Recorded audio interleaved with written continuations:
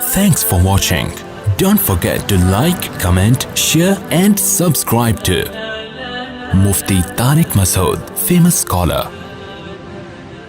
I am man of money, इस तरह के डायलॉग भी बोले जाते हैं। मैं पैसे का गुलाम। मुसलमान क्या करता है, इधर जेब में पैसा आया, उसको समझ में नहीं आ रहा तो खिलाए किसको, वो बैठ के वो मदरसों में खर्च करता है, वो मस्जिदों में खर्च करता है, वो बीवी बच्चों पे खर्च करता है, वो सास पे खर्च करता है, ठीक है ना, वो ससुर पे खर्च करता है। बस इतना वो एहतियात करता है कि कल किसी और के सामने भीख मांगनी ना पड़े। जब उससे पूछा जाता है यार तुम क्या, यार तुमने सारे महल्ले का ठेका लिया हुआ है, तो कहते हैं खिलाने वाला कौन है भाई, अल्लाह। तो फिर लोग कहते हैं वो आदमी तो सखीता गरीब हो गया, तो ये मुतासिर नहीं होता ऐसी बातों से। कह रहे भाई गुर्बत अमीरी अल्लाह के हाथ में, अगर अल्लाह की मर्ज़ी से हो गया तो इसी में खैर होगी इंशाअल्लाह। वो क्या कहता है भाई, हो गया तो इसी में खैर होगी, अल्लाह की मर्ज़ी यही होगी। लेकिन ऐसा होता आम तौर पर है नहीं, उसके साथ हो गया तो अल्लाह की मर्ज़ी होगी, और पतली गली से ये कह के निकल लेता है। और जो लिबरल लोग हैं ना, जो मज़हब को नहीं मानते, कैलकुलेशन, टेंशन, इतनी दौलतें लोगों ने इकट्ठी की हुई हैं, इतनी दौलतें, और फिर मेरे यानी वाक़यात आते हैं ना, यार तुम्हारे 1 करोड़ डूब गया तो तुम टेंशन में किस बात, तुम्हारे पास 20 करोड़ रखे हुए हैं, क्या हो गया। 1 करोड़ डूब गया तो नाश्ता तो कर रहे हो ना, पराठे तो खा रहे हो उसी तरीके से, दोपहर खाना भी खा रहे हो, रात खाना भी खा रहे हो, तो हट्टे कट्टे फिटफाट तो डूबने से कोई कुछ कमी तो नहीं आ रही ना बॉडी में, वैसे ही फिटफाट माशाल्लाह। लोग पता है क्या कहते हैं, बस आखिरी बात बयान करके बयान ख़त्म करता हूँ। लोग कहते हैं यार बेगम तो उसी लाइफ स्टाइल की आदी हो गई है ना, बिजनेस में लॉस हो गया तो बेगम को कैसे खिलाएं।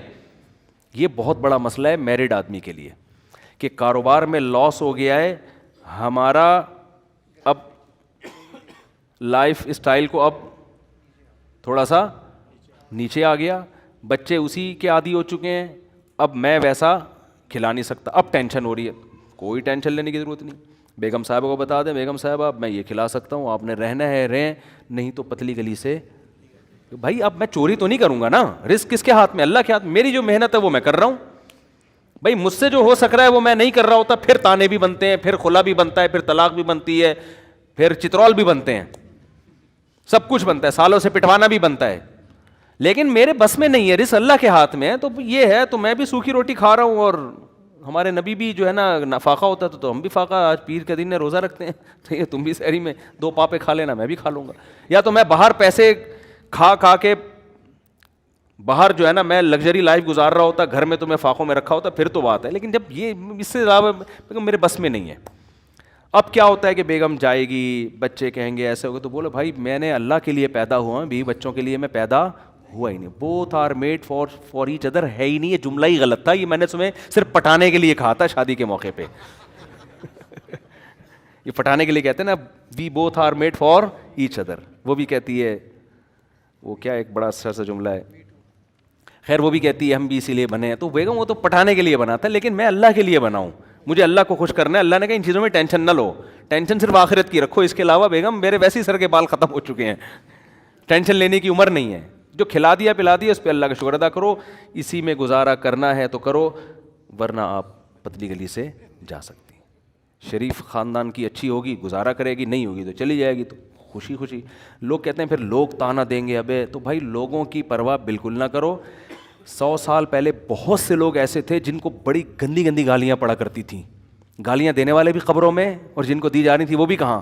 ना इज्जत करने वाला रहेगा, ना जिसकी इज्जत की जा रही है वो रहेगा, ना जलील करने वाला रहेगा, ना जिसको जलील किया जा रहा है वो रहेगा। सब थोड़े दिनों की कहानी, खत्म, फिनिश। नई नस्ल आएगी, अल्लाह कहेगा उसके अमल को अल्लाह देखेगा, और फरिश्ते फाइलें लपेट के चले जाएंगे। आखिरत में पता चलेगा कौन इज्जतदार था और कौन नाकाम था, यह आखिरत में पता चलेगा। तो फैमिली मैटर में भी ना वो देखा करो कि मेरे बस में क्या है। जो चीज़ बस में नहीं है उसकी कभी टेंशन नहीं लेनी है। ये आपके बस में नहीं है रिस्क बढ़ाना भाई, ये अल्लाह के हाथ में है। जो आपके बस में उसमें सुस्ती ना करो आप। बढ़ जाए ठीक है, नहीं बढ़े भाई इसी पे हम खुश हैं यार, अल्लाह इसी पे राजी है, बस ठीक, कोई बात नहीं। गोले गंडे बेचेंगे हम थोड़े दिनों में, कोई मसला नहीं, दुम्बों का कारोबार करेंगे। तो बेगम को भी बताना, मैरिड आदमी के लिए नहीं बड़ा मसला होता है। बाप से ताने मिल रहे हैं, अबे कमाता क्यों नहीं है, माँ से ताने मिल, अम्मा को बता दो अम्मा मेरे बस में यही है, मैं इससे ज़्यादा नहीं कमा सकता, एक्चुअली मैं नहीं कमा सकता इससे ज़्यादा, تو آپ مجھے رکھنا ہے رکھیں, نہیں تو آپ مجھے گھر سے نکال دیں. گھر سے نکل کے جائے گا کہاں؟ فٹ پاتھ پہ سو جائے جا کے, 2-3 دن نیند نہیں آئے گی, پھر آنا شروع ہو جائے گی. اتنا خدا کی قسم مزہ آئے گا نا, پیسے واپس. کیونکہ مقصد آخرت ہے بھائی, ہے ہی نہیں. اور پھر جو پیسہ آئے گا اس میں مزہ بھی بہت آئے گا, کیونکہ آپ ذہنی طور پر تیار ہو کہ اللہ میری ضرورت صرف 2 وقت کی روٹی ہے. اب جو اللہ بنگلہ دے گا, گاڑیاں دے گا, تو آدمی کہے گا اللہ میں نہ اس کا مستحق ہوں, نہ مجھے ضرورت ہے, پتہ کھلایا جا رہا ہے. اور میں ایسے لوگوں کو بھی جانتا ہوں الحمدللہ. ایک میرے پاس آ کے کہتے ہیں حضرت سمجھ میں نہیں آ رہا, اتنا پیسہ آ رہا ہے, سمجھ میں نہیں آ رہا, ہم تو نہ نیک ہیں اتنے, اور نہ جناب ہم نے کوئی اتنی محنت کی ہے, کیا کریں؟ میں کہتا ہوں شکر ادا کرو بھائی اللہ کا, اور کیا کرو, اور نیک بننے کی بھی کوشش کرو اگر نہیں ہو تو, ہے نا, شکر ادا کرو اللہ کا. ایسے لوگ بھی ہیں اور ایسے بھی ہیں, جتنا مرضی کما لو, ہائے پیسے ہی نہیں ہیں, ہائے خرچے نہیں ہو رہے, ہائے یہ نہیں ہو رہا, ہائے وہ نہیں ہو رہا, تو ہائے ہائے ہائے میں ایک دن جنازہ اٹھے گا اور بالآخر قبر میں بچے پھینک کے آ جائیں گے. اور پھر بھول جاتے ہیں 2-4 دن بعد, بچے یاد نہیں رکھتے تو محلے والے کہاں سے یاد رکھیں گے بھائی, اور یاد رکھ بھی لیں گے تو آپ کو اسے یاد رکھنے کا فائدہ کیا ہے؟ تو اصل ہدف کیا ہے؟ آخرت. حضرت حکیم الامہ مولانا اشرف علی تھانوی رحمہ اللہ فرمایا کرتے تھے کہ دینداری کا جو درجہ اللہ ہم سب سے چاہتے ہیں نا, وہ یہ ہے کہ اللہ کی رضا میں اپنے آپ کو انسان فنا کر دے. بس جیسا اللہ چاہ رہا ہے ویسا ہی ہوگا. اللہ چاہ رہا ہے آپ کو غریب رکھنا, میں اس غربت پہ راضی ہوں. اللہ چاہ رہا ہے امیر رکھنا, میں امیری پہ.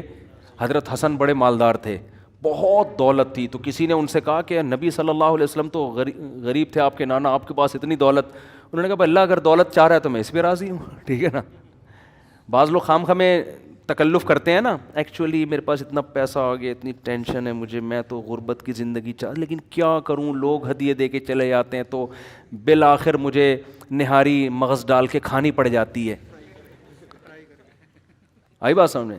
بعض لوگ بزرگ ہوتے ہیں, کھا بہت اچھا رہے ہوتے ہیں, یا نیک لوگ ہوتے ہیں, کھا بہت اچھا, گاڑیاں بہت اچھی, تو جب لوگ کہتے ہیں کہ آپ اتنی لگژری لائف اسٹائل, ایکچولی وہ کیا کریں یار, اب مجبوری ہے. بھائی بولو ہے نا, اللہ کا فضل ہے یار. جب اللہ اچھی گاڑی دے رہا ہے, اچھا لگژری لائف اسٹائل, تو تیرے کو تکلیف کیوں ہو رہی ہے؟ میں نہاری اپنے خرچے پہ کھا رہا ہوں نا, کل میں نے نہاری کھائی ہے, مغز نہاری, اس لیے مجھے یاد ہے حقیقت بتا. تو اپنے خرچے پہ کھا رہا ہوں نا میں. اچھا میں نے تو اپنے خرچے پہ ہی نیت تھی, لیکن وہ اس نے پیسے لیے نہیں. وہ کہے گا اپنے خرچے بھی نہیں کھائی مفتی صاحب, ایسا نہیں کرو, بیان سب سن رہے ہوتے ہیں نا, لیکن میری نیت اللہ کی قسم اپنے خرچے پہ ہی تھی. وہ اس بندہ جاننے والا نکلا, اس نے لیے نہیں پیسے, تو اس پہ بھی آپ کو تکلیف نہیں ہونی چاہیے. اگر وہ نہیں لے رہا, ایک بندہ مولوی کو فری میں کھلا رہا ہے تو اللہ کھلا رہا ہے, اس کا مطلب ہے آپ کو اس پہ بھی تکلیف نہیں ہونی چاہیے. ہر چیز پہ ٹینشن اٹھا رہے ہیں لوگ, صحیح ہے نا. تو نہ دوسرے کی دولت دیکھ کے چلو, یہ سمجھو کہ یہ دنیا دار فانی ہے. یہ جو لینڈ کروزر میں گھوم رہا ہے, تھوڑے دن یہ بھی قبرستان, قبر کے پیٹ میں ہوگا, اور جو فٹ پاتھ پہ سو رہا ہے وہ بھی بالآخر قبر کے پیٹ میں.